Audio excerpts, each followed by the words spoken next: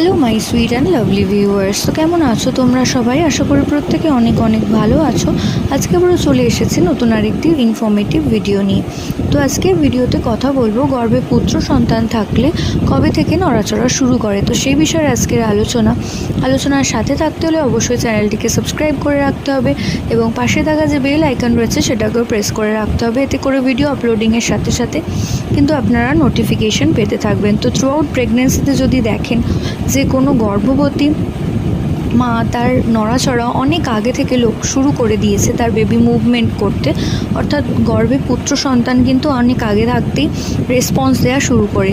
তো যদি দেখেন কোনো গর্ভবতী মা 16 থেকে 18 সপ্তাহের মধ্যে তার বেবির নড়াচড়া অনুভব করতে শুরু করেছে, অর্থাৎ সেকেন্ড ট্রাইমেস্টারের মাঝের অংশ থেকে সে বুঝতে পারছে তার বেবি মুভমেন্ট, তো সেক্ষেত্রে আপনারা ধারণা করতে পারেন যে গর্ভের আগত সন্তানটি একটি ফুটফুটে পুত্র